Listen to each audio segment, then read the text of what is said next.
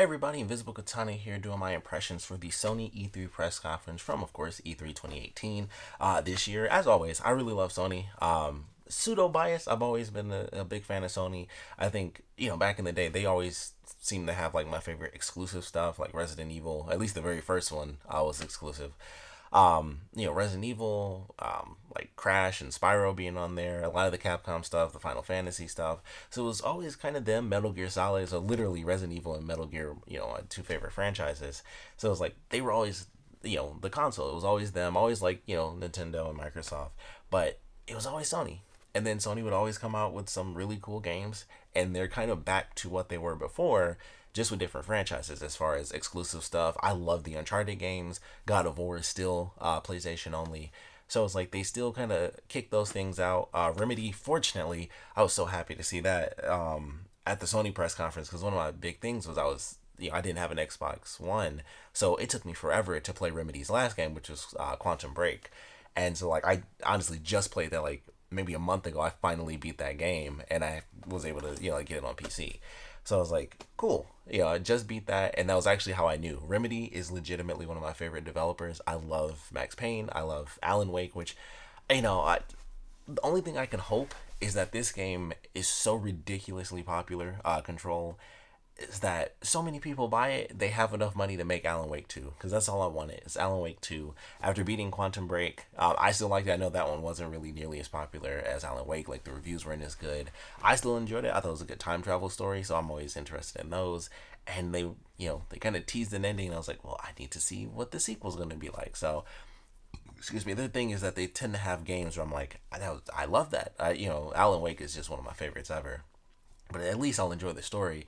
And then it's like, crap, that game didn't make enough money, and now there's no sequel. And that's happened 2 times in a row. So I'm really hoping Control, everyone buys that freaking game. It looks insane. Like, I thought Quantum Break looked crazy when that came out. I was like, oh, you can like kind of control time, and you can slow people down, or speed up and stop bullets in midair. And then this was just like, I don't even understand what this is. It's like people are maybe dead, but they're floating in the air. I don't know if they're actually dead or just frozen in time. They're in some crazy house. It was just nuts, and I was like, whatever this is amazing. And I knew it was Remedy because it looks just like Quantum Break, so I was like, this is the Remedy game. Looked amazing. But to go backwards and start at the very beginning of the conference, we of course had Last of Us Part 2 showing off. I love the way they did the conference as well. They were like moving people throughout the thing. I was like, oh, that's kind of cool, because it looked like they were in a church. I was like, that is the weirdest thing. Why are they here for this press conference? And then Last of Us kicked off, and I was like, oh, that's the building they're in, so that's kind of cool. And then they moved people throughout the conference. But Last of Us 2 definitely looked awesome. We still don't see Joel, so we still have like no clue what he looks like as far as this, outside of the very first trailer. So I would assume he looks a little bit different compared to what we saw the very first time, and we still hardly got to see him, admittedly, in that very first trailer. So don't really get much out of him or anything from him. He's referenced, but that's pretty much it. This was something that was funny. I didn't realize this until like the end of the night last night when I was about to go to sleep. I was like, wait a minute. We still don't know anything. Like, all the questions we had from the last trailer, where it was like, is that Ellie's mom? Is this back in the past? Who are these characters? None of that actually got answered, but none of that was like in my head until hours later. And I was like, oh crap, we still don't know anything about those characters, or who they were, or if that was a different time period or what. So I thought that was really funny when it finally hit me, like, we still don't have any answers. There was nothing there that answered the questions that we had. It was just new content, and it definitely looked cool. And I like what they did with it too, where it's Ellie, at this dance and stuff. And it was so crazy that watching this, and she's looking at this girl, and it's like, okay, clearly she has a crush on her. And then the guy shows up who was the woman's ex-boyfriend. I was like, oh, okay, well, maybe that's just like, if the guy's her best friend, it's like her best friend's girlfriend. And I was like, maybe she has a crush, maybe not. It could just be the element of going back to the very first game. I was thinking of the scene when she was in the house with Joel, and he came in, and she was like, this is what girls have to worry about, was like boys and stuff like that. She was reading that journal. And I was like, this is her just dealing with normal, random crap. And so it was interesting, watching that play out, and, she ends up dancing with the girl, and then she's like, oh, maybe they're looking at you and stuff like that. And it goes from this romantic moment where they actually kiss, and it's like, she has this happy moment. And then of course it goes to, the madness, and she's like stabbing the dude in the neck, and then we get to see, of course, some amazing graphics. It basically looks exactly like the first game, which I thought was cool, that they kept it simple, they kept it the same. The menu looked exactly the same, where it's like a cross, so it's up and down and left and right. You pick up items, the little wrench pops up like right next to your health. The health is like in the exact same place. It seemed like there was something else that's going to be there because it was just a gray circle, and I was like, I don't know if that's going to be like a mini map or something else. I think it was like that in the first game too. I think it was just like a gray circle, but it's been a minute since I played, so I was like, I can't remember if that's exactly what it looked like, where it was just there, just so it wasn't like a random curve. Um, so I can't remember that exactly, but I was like, okay, everything looks exactly the same as the first game, which I like that idea where they kept it moving. It was like, all right, keep this. It worked before, and it is very simple UI for the first game. And it's just like boom, up and down, left and right, combine these, and you're good to go. I was like, well, that's awesome. So I like that they kept that the same. The symbols are the same, and then you go through and get like a little bit of the content as far as the story. Like Ellie's considered a wolf, so we don't really know exactly what that means. But she goes through, she's dealing with these people. They've introduced dodge mechanics, which I thought was really cool. You can take other people's weapons, so she uses the hammer on one person and then uses it on somebody else. So I thought that was pretty interesting, and that's kind of the same mechanic we've had before. I believe with weapons like machetes and stuff, because like I said, it's legitimately been quite a while since I've played. Because I never played the remastered, so for me it's still back when it was the PS3 version. But she was picking up the hammer, she was dodging stuff. She even dodges an arrow at the very end of the trailer. Little stuff like when they were doing like the final area of the battle, where she was squeezing through the CDs and stuff like that. I was like, oh, that's really cool. It's just like this, the tiny little nods. My favorite part had to be her running and grabbing the bottle and just throwing it, as she was running. It felt like it was far more fluid than what you would normally see in the game, where it's like typically that is, I press this button, and so it's kind of like that.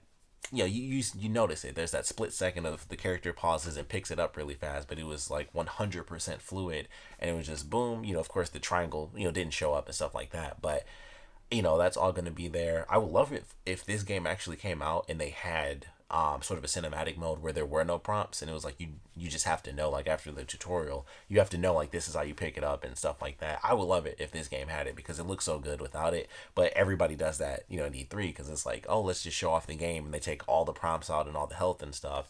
So I am curious if there's going to be a mode like that, especially considering they did have the health at the bottom. It wasn't completely blank. So I am curious how that's going to look, or if we'll have that option in the final game, like a cinematic mode where nothing's on screen until you really need it. So I thought that was great. Her like just grabbing the bottle and just tossing it. Human shield I thought was cool. She pulls the bolt out of herself. So I assume if you have too many arrows in you, you just bleed until you start taking them out and heal yourself. But all of that looked great. So obviously, Last of Us looks awesome, and I'm looking forward to that game. Ghost of Tsushima was the second thing.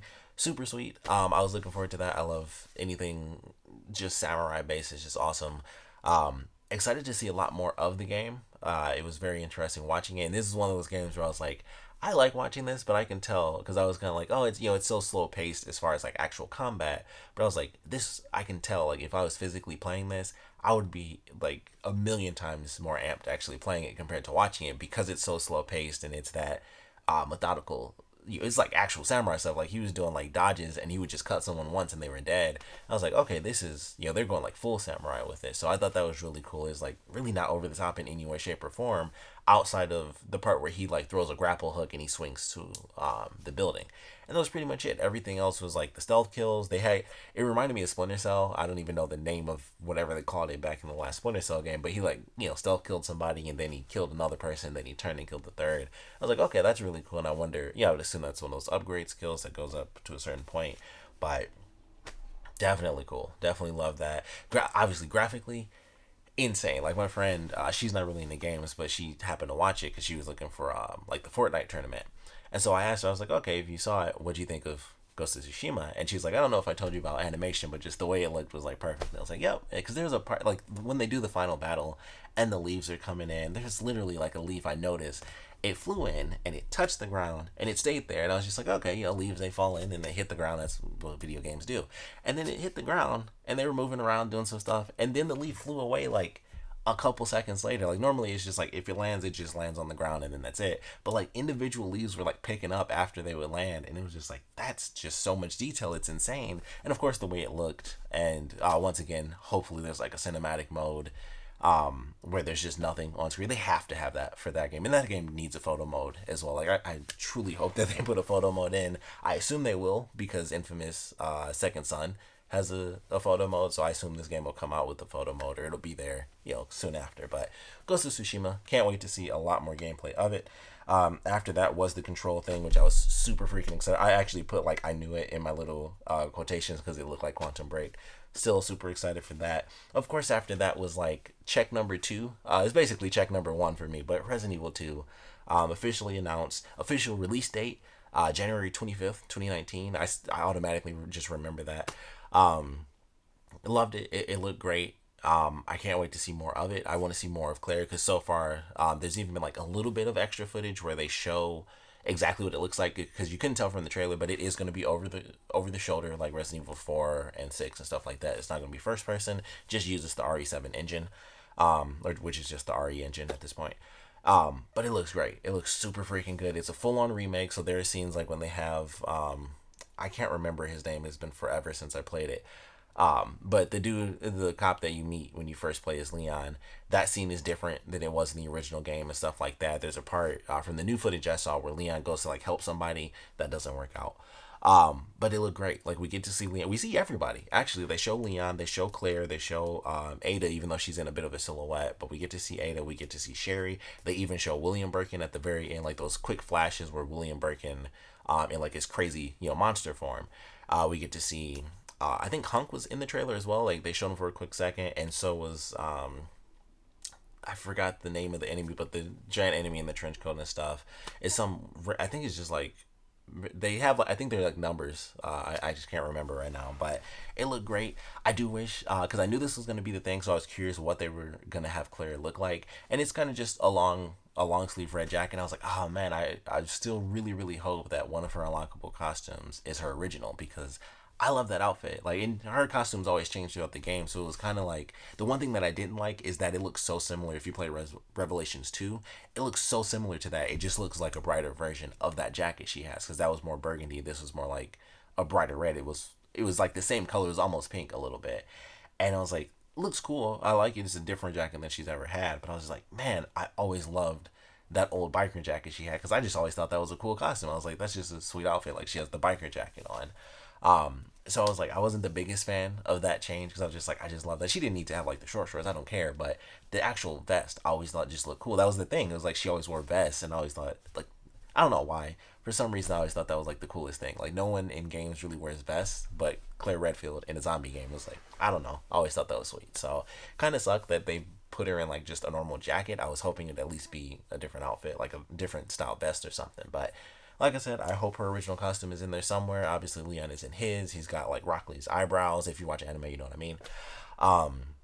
But I loved it. It was Resident Evil. Is what I've been waiting for. It's what everyone who wanted the remake has been waiting for because it's been forever since we've had any news on that. So that was like check number one. Devil May Cry 5 was check number 2, or check number 3 technically. And hopefully when I watch the Nintendo thing, Bayonetta, check number 3. But yeah, Resident Evil is great. Death Stranding, still confusing. Don't effing know. Don't get it. He's a courier. That's all we know. He can die, but he can come back to life because they do that as far as story mode. It was like, yeah, you'll survive, you'll come back, but the place will be like a wasteland. And I was like, all right, well, that's interesting. Is that in the gameplay where you do die, but you come back? It's just a lot of traversal, but obviously the enemies are there. So there's the part where he plugs in the baby and the monsters, we can see them a little bit. But the other parts, it's kind of like, is this, it's all open world and he's traveling and doing this and doing that. But odds are he's, you're kind of skirting around. So it should be interesting. Still need a whole lot more. But hey, it's Death Stranding. It's Kojima. It's going to be weird. But basically, it's going to be good. So I'm looking forward to that. After that, Neo 2. I was surprised by that one. And it seems like you actually play as a demon or someone who has the ability to transform. So half human, half demon. So I thought that was sweet. And then, of course, they rounded it out with Spider-Man, which was awesome. They basically answered one of the big questions. It was like, well, is it just Mr. Negative? What other villains are we going to have? They're like, here's everybody. Here's basically the Sinister Six. We had the only person we were missing was Doc Ock, and it could have been him, but I was like, with the light thing, I was like, man, maybe it's Mysterio, which I think would be sweet if Mysterio somehow managed to be like the main villain of a Spider-Man game, because Mysterio done right is actually a really great villain, so I would love to see them do that. and with it being Insomniac, they could pull. I feel like they could pull that off story wise. So I don't know who it is, but we got to see Electro, and I love the way they had it where his face, like you may have missed it, but Electro's original costume is basically like a five. It's basically like a star. It looks like a star on his face and it's yellow. His face was scarred in that same design that he has like in the comics. I was like, oh, that's a cool way to do it, where it's his normal face, but it's scarred like his comic mask. So I thought that was cool. But we got to see Electro, Scorpion, Rhino. We got to see Vulture just get destroyed. Like every time Vulture jumped in, Peter just like flipped and kicked him to the ground. Like everybody else was getting hits in, and then Vulture was just getting thrown around. It was funny to me, but Vulture was in there too. I would assume Shocker is in there because I like Shocker. Maybe it was him. There was, with the light. But yeah, it was cool. Mr. Negative, of course, made an appearance. The combat looks really fun. I did watch an extra demo as well after they did the official conference and they had the extra little stuff.